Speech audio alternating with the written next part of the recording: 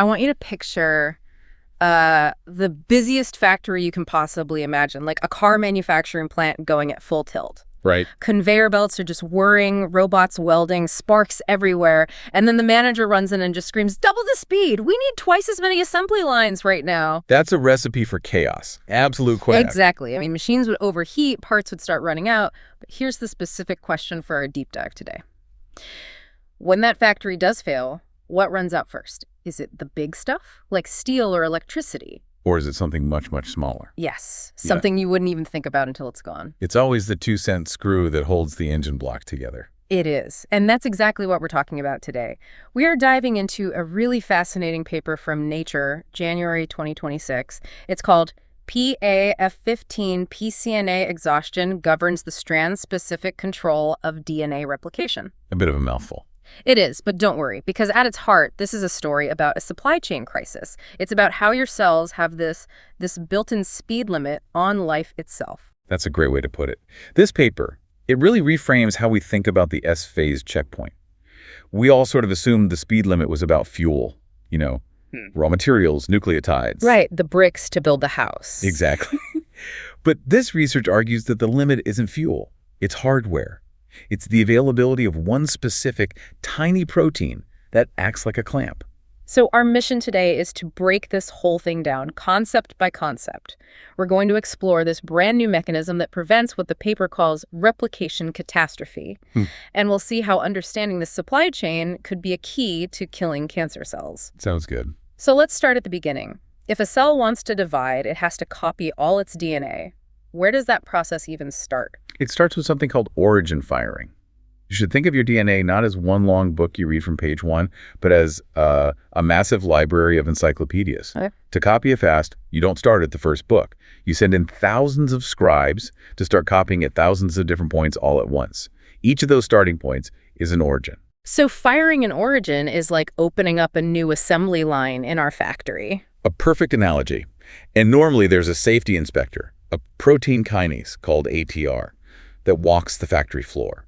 It's the brake pedal. It makes sure you don't open too many assembly lines at once. It keeps the whole operation from getting out of control. Right. So I'm guessing in this study, the first thing the researchers did was fire the safety inspector. They did. They used a drug, an inhibitor, to just shut ATR down for 40 minutes. They basically cut the brake lines on the car. And what happened? Did the cell floor it? Immediately. The cell went into what's called excessive origin firing. It tried to start copying DNA absolutely everywhere all at the same time. And this is where the old thinking comes in. The textbooks would say, okay, the cell's going to fail because it runs out of the raw materials, the A, C, T, and G building blocks. That's the logical assumption. Yeah. Or maybe it would run out of another protein called RPA, which protects the exposed DNA strands. But that's not what happened. Not at all. And this was the big surprise. They looked at the data, and the fuel tanks were full. Nucleotide levels were fine. RPA was fine. So the factory has plenty of steel, plenty of paint, plenty of rubber for the tires. What went missing? The tool belts. The tool belt. The tool belts. Let's talk about PCNA. It stands for proliferating cell nuclear antigen. In all the diagrams, it looks like a little donut or a ring. Okay. And its job is to get loaded onto the DNA strand and just slide along. It doesn't do the cutting or gluing itself. It's the tool belt that all the other worker enzymes clamp onto to stay at the job site. I can picture that, a little donut sliding down a rope of DNA, holding all the tools. And the researchers use this amazing technique, QIBC, which lets you measure proteins in thousands of individual cells at once. And they saw it clear as day.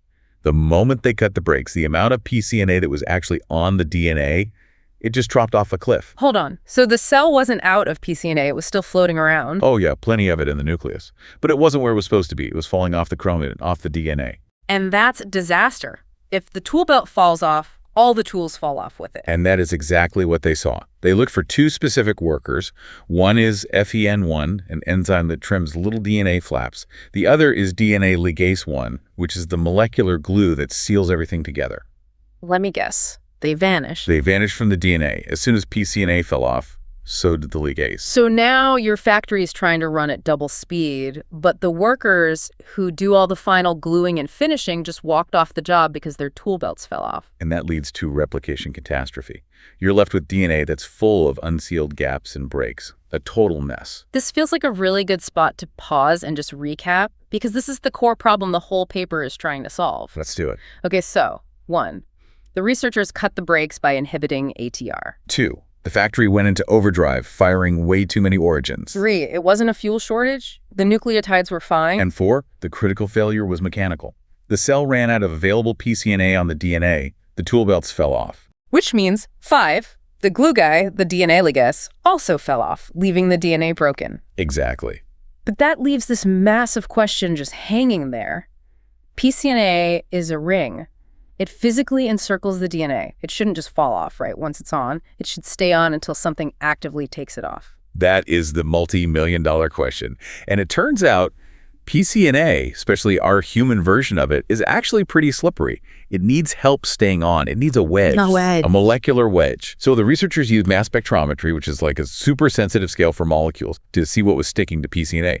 And they found this one tiny, unfamous protein called PAF15. PAF15, is this our 2-cent screw? This is it. PAF15 is what we call dosage sensitive. That means the cell makes an incredibly small amount of it. It's like a restaurant that operates with no backstock. It has just enough ingredients for tonight's service, and that's it. So under normal conditions, every single molecule of PA15 is already being used. There's no surplus. Zero surplus. Yeah. So you can see what happens when the cell tries to double its replication speed. It runs out of PAF15 instantly. The inventory hits zero. And without PAF15 to act as a wedge, the PCNA ring just can't hold on tight enough. It slips off. Let's zoom in on that. How does a tiny protein actually wedge a big ring like PCNA onto DNA? What's the physics? This is where the structural biology is just beautiful. They used AI modeling with AlphaFold and actual crystal structures to see the shape. So PA15 has this little hook called a PIP motif, which lets it grab PCNA. Okay. But here's the wild part. Unlike most proteins that just stick to the outside of the PCNA donut, PAF15 threads itself through the hole in the middle. Wait, it goes inside the ring with the DNA? It wedges itself right in there, between the inner wall of the PCNA ring and the DNA strand itself. But isn't that crowded? There's just enough room. And the key is electrostatics. DNA has a negative charge. The inside of the PCNA ring is positively charged, which helps it stick. But in humans, that attraction is a bit weak. PA15 is also positively charged. Ah, so it's like adding extra magnets. That's the perfect way to think about it. PA15 slips into the channel and adds more positive charge, pulling that PCNA ring down super tight onto the negative DNA. It locks the clamp shut. So it's not just holding on, it's actively tightening the grip. But you said it's also about fighting someone off? Yes, because there's always a villain lurking. Or, well, maybe just a very aggressive recycler. Its name is AT5. AT5. And its job is? Its job is to find PCNA rings that are done with their work and rip them off the DNA. And you need that, right? You have to clear the work site when the job is done. But I'm guessing it can be a little overeager. Incredibly. ATF5 is constantly trying to pull PCNA off. PA15 acts as a shield. By sitting inside that ring, it physically blocks the spot where AT5 needs to grab on. It basically says, get lost, we're still working here. So let's go back to our crash scenario. The cell runs out of PA15. The shield is gone. AT85 sees all this naked PCNA, thinks its job is done, and just yanks it off the DNA prematurely. Before the ligase has even finished gluing. Exactly. The recycler took the tool belt while the worker was still trying to use it. Okay, now we have to get into this other layer of complication, which I found fascinating. The paper is all about strand specificity. It says this whole drama only happens on one of the 2 DNA strands. Yes, this is absolutely critical. When you unzip DNA, you get a leading strand and a lagging strand. Give us the visual on that. Okay, imagine you're paving a road. The leading strand is the easy one. You just get in the paver and drive forward, laying down one continuous, smooth strip of asphalt. Simple enough. The lagging strand is a nightmare. Because of the chemistry, you have to build it backwards in short little bursts. So you pave a section, then you have to jump back, pave another section, jump back again. So it's a series of short segments. Right. They're called Okazaki fragments. Yeah. So the leading strand is a sprint, and the lagging strand is like a hurdle race. Stop, start, stop, start. Okay. Hurdle race versus a highway. And PAF15, our wedge protein, is only allowed on the lagging strand, the hurdle race. Why? Wouldn't you want that extra stability everywhere? You would think so. But the leading strand has its own special machinery. The main enzyme there is a beast called polymerase epsilon. It's huge. And it takes up all 3 positions inside the PCNA clamp. There's literally no room for PA15 to get in. It's a full house. There's no room at the end. Precisely. If PAF15 tries to get onto the leading strand, it causes what's called a steric clash. It's like trying to parallel park a bus where a smart car is already parked. It just ends in a crunch. And a crunch in this context is a stalled replication fork. It's a complete crash. The researchers even did what they called a death experiment. They forced PAF15 onto the leading strand by getting rid of its bouncers proteins called timeless and claspin. And what happened to the cells? The whole machine derailed. Polymerase epsilon physically collided with the PAF15 wedge, the fork collapsed, and the cells died. That is an unbelievable balancing act. The cell is desperate for PAF15 on one strand, but a single molecule of it on the other strand is lethal. It's the ultimate Goldilocks situation. You need just enough for the lagging strand, but not a single drop more, or it will spill over and kill you. Let's do our second recap here. This is getting mechanically very detailed, but it's so cool. Right. So first, PAF15 is our molecular wedge that goes inside the PCNA ring. It works with electrostatics to tighten the grip, and it physically blocks the unloader, 885. Critically, it's only for the stop-and-go lagging strand, which needs that extra stability. And it is absolutely forbidden from the continuous leading strand because it causes a fatal crash with the main engine, polymerase epsilon. And you have bouncer proteins like timeless that keep it out of there. Perfect summary. Okay, so we get the crash, we get the supply chain crisis, but nature almost always has a backup plan. What happens when the cell runs out of PAF15 and the main system fails? Does it just give up? Not right away. It calls in the B team. And this is where it gets really relevant for cancer therapy. So who's the backup crew? A protein called PARP1. You might have heard of PIRP inhibitors in cancer treatment. I have, yeah. So when the main glue, ligase-1, falls off, the cell panics and switches to a backup pathway.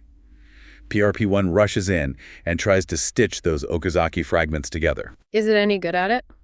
Not really. It's like using duct tape instead of a proper weld. It's a desperate measure. And the paper showed this happening. When they stressed the cells, they saw a massive accumulation of PR chains, which is a signature of PRP1 working overtime. Okay, and this is where the term synthetic lethality comes in. How does that apply? Right. So think about a cancer cell. It's already under enormous stress. It's dividing way too fast, so it's probably already running low on its PAF15 supply. So it's already relying on that PRP1 duct tape just to get by. It's standing on one leg. So now you, as the doctor, give that patient a PRP inhibitor drug, like olaparib. You've just kicked that leg out from under them. You took away the duct tape. Exactly. Then you also give them an ATR inhibitor. You cut the brakes, the cancer cell tries to speed up, it immediately runs out of PF15, the main system fails, and now its backup system is also gone. Complete and total collapse. Replication catastrophe. But your normal, healthy cells aren't dividing like maniacs. They have plenty of PAF15. They can handle the stress. So they survive. It's a way of selectively killing the cancer. That is just, it's so elegant. You're weaponizing the cancer cell's own shoddy supply chain against it. That's precisely what it is. One last mechanism. We talked about how dangerous it is if you have too much PAF15. How does the cell act as a thermostat to keep the levels just right? It uses a repressor, a transcription factor called E2F4. E2F4. And it just sits on the PAF15 gene. It sits on the gene and keeps production throttled way down and makes sure the factory never, ever overproduces this part. And there's an evolutionary angle here too, right? Yeast doesn't even have this protein. Right. Simpler organisms like yeast have a PCNA that just grabs on tight by itself. It seems that as we evolved, our PCNA became more slippery, so we needed this extra wedge. Why? Why evolve a weaker part that needs a dangerous fix? The thinking is that it's a trade-off for having more control. By making the system dependent on this incredibly rare part, the cell creates a highly sensitive kill switch.